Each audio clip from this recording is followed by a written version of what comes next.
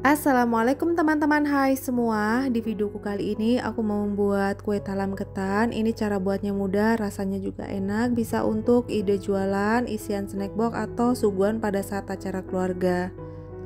Buat teman-teman yang mau tahu gimana cara aku buatnya, yuk tonton terus videonya sampai selesai ya.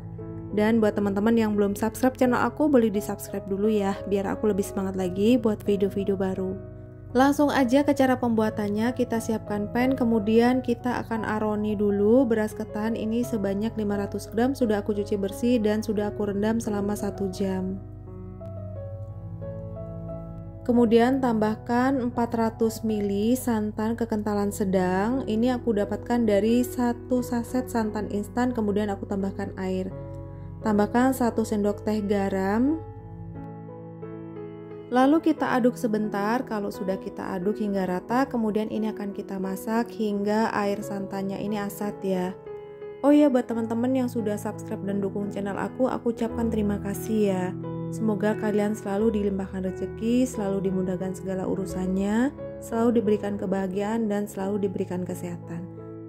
Nah, kalau sudah asat seperti ini, kemudian kita matikan kompor dan ini akan kita kukus menggunakan panci kukusan.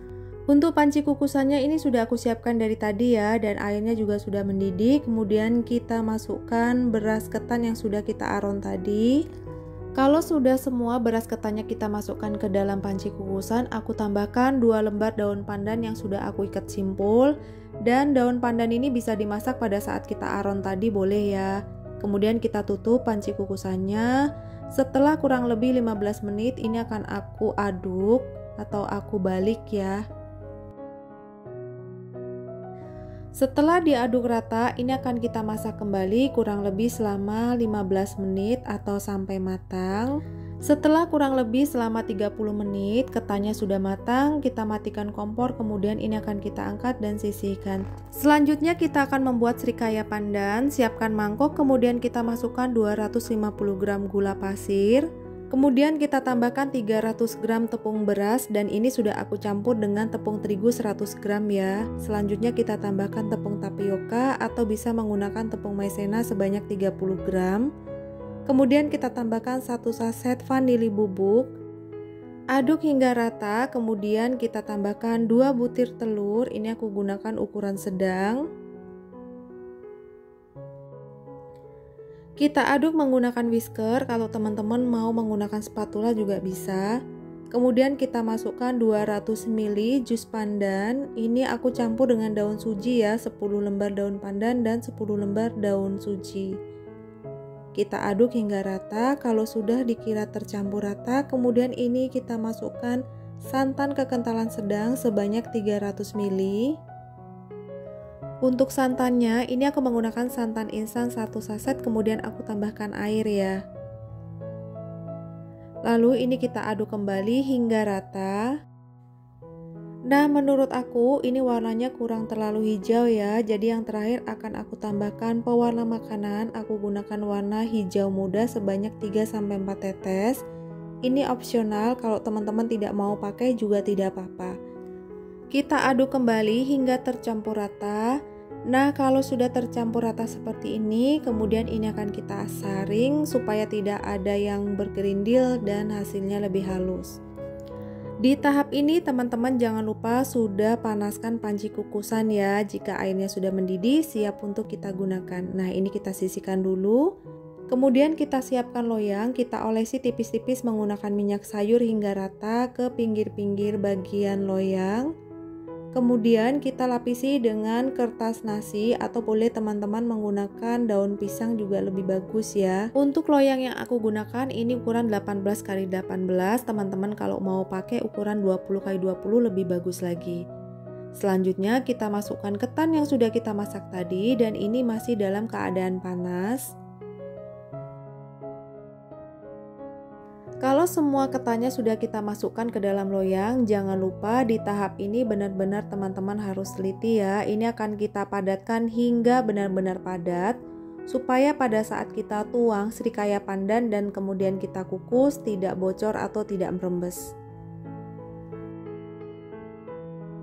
Dan menurut aku ini sudah padat, kemudian akan aku tambahkan srikaya pandan yang sudah kita buat tadi sebanyak 1 gelas. Ini aku masukkan bertahap ya dari satu adonan tadi.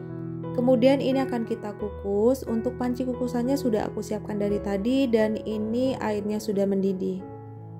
Kita kukus kurang lebih 7 menit. Jika teman-teman menggunakan panci yang sama seperti aku gunakan, jangan lupa tutup pancinya dilapisi dengan serbet atau kain bersih supaya uap panasnya tidak menetes ke lapisan talam ketan. Nah, ini setelah kurang lebih 7 menit, aku masukkan tahap kedua. Ini juga sama ya, sebanyak 1 gelas belimbing. Kemudian kita tutup kembali, kita kukus selama 7 menit. Setelah kurang lebih 7 menit, ini akan aku masukkan tahap yang terakhir, srikaya pandan atau tahap yang keempat. Untuk videonya aku percepat ya, dan kemudian ini akan kita kukus kembali kurang lebih selama 30 menit atau sampai matang. Dan setelah kurang lebih 30 menit, talam ketannya sudah matang, kemudian ini akan kita angkat dan kita sisihkan hingga dingin. Jangan lupa kue talam ini harus ditunggu dingin dulu ya sebelum kita keluarkan dari loyang. Kalau sudah dingin, kemudian kita sisir bagian pinggirnya menggunakan spatula seperti ini, supaya mudah untuk kita keluarkan kue talam dari loyang. Selanjutnya ini akan kita balik dan kita pindahkan ke dalam piring saji. Nah, hasilnya seperti ini. Kemudian ini akan kita potong. Jangan lupa pisaunya kita lapisi dengan plastik supaya tidak lengket. Setelah kita potong menjadi 3 bagian sama rata, kemudian ini akan kita potong kecil-kecil. Untuk ukurannya sesuaikan dengan selera teman-teman di rumah ya. Kalau aku biasanya dari satu loyang ini bisa dipotong menjadi 30 bagian. Dan hasilnya seperti ini, cantik banget ya. Dan kelihatan srikaya pandannya ini tidak ada yang merembes ke dalam ketan. Ini karena tadi kita pada saat memadatkan ketannya ini sangat padat ya, jadi hasilnya seperti ini. Dan sekarang aku mau cobain dulu gimana rasanya kue talam ketan yang kita buat tadi. Bismillah. Rasanya enak, manisnya juga pas, ini sangat gurih dan wangi dari daun pandan dan daun sujinya ini enak banget. Teman-teman di rumah wajib coba. Terima kasih yang sudah menonton video aku sampai habis. Semoga videonya bermanfaat dan jangan lupa like, comment, subscribe, dan aktifkan loncengnya supaya teman-teman tidak ketinggalan video-video baru dari aku. Terima kasih. Wassalamualaikum.